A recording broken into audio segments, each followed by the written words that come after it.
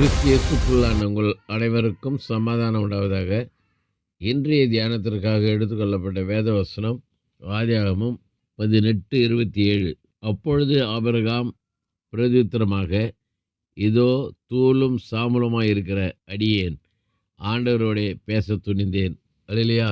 இங்கே ஆபிரகாம் திறப்பில் நின்று ஜெபிக்கிறார். என்ன விஷயம்னு சொன்னால், சோதம் கொமோரா பட்டணத்தை அழிக்க போகிறன்றார் ஆண்டவர். ஏனென்றால் இந்த சோதம் கொமோரா பட்டணம் எப்படிப்பட்டதாக இருக்குது சொல்லி பார்க்கும்போது, இங்கே 20ஆம் வசனத்தில் சொல்கிறாரு, பின்பு கர்த்தர் சோதம் கொமோராவின் கூக்குரல் பெரிதாக இருப்பதினாலும் அவைகளின் பாவம் மிகவும் கொடிதாக இருப்பதினாலும், பாவம் கடலுக்கு விரோதமாய் பாவம் கீழ்ப்படியாமல் குடித்து வெறித்து பெண் கொண்டு பெண் எடுத்து மனம் போன போக்கில் வாழ்ந்து கொண்டிருக்கிறாங்க. உலகமே சதமென்று வாழ்ந்து கொண்டிருக்கிறாங்க. ஆகவே அந்த பட்டணத்தை அழிக்க போகிறேன்னு சொல்லி திட்டம் போட்டார்.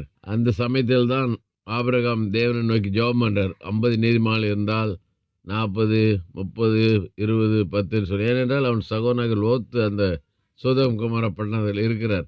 அந்த சகோதரன் அழிந்து போகாதபடிக்கு அவனை காப்பாற்றுவதற்காக இங்கே தூளும் சாம்பலுமாக இருக்க சொல்லி அவளை தாழ்த்தி சரீரத்தை ஒடுக்கி ஜெபம் பண்ணுறார். இந்த சத்திய வசனத்திலேருந்து நாம் கற்றுக்கொள்கிற ஆவிக்குரிய காரியம் என்னன்னு சொன்னால், நம்ம கூட திறப்பில் நின்று ஜெபிக்கிற மக்களாக இருக்கணும். தேசத்தை அழிக்காதபடிக்கு திறப்பில் நிற்கவும் சுவரை அடைக்கத்தக்க ஒரு மனுஷனை தேடினேன், ஒருவனையும் காணேன்னு சொல்கிறார் எசேக்கியேல் புத்தகத்தில். ஆக இன்றைக்கு நம்ம ஜீவனோடு வைத்திருக்கிற நோக்கம் திறப்பில் நின்று ஜெபிக்கணும். அழிந்து போகிற ஆத்துமாக்களுக்காக.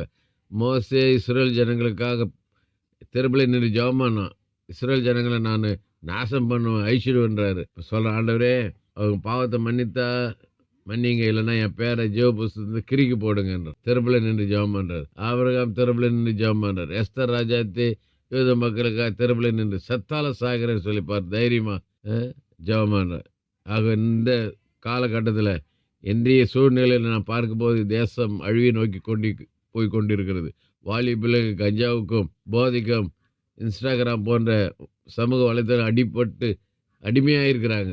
ஆன்லைன் சூதாட்டத்தில் தோற்று போய் கடனாகி சூசைட் பண்ணிக்கிறாங்க. இப்படிப்பட்ட அழிந்து போகிற ஆத்துமாக்களுக்காக நாம் திறப்பில் நின்று ஜெபிக்கணும், இந்த ஆபிரகாமை போல.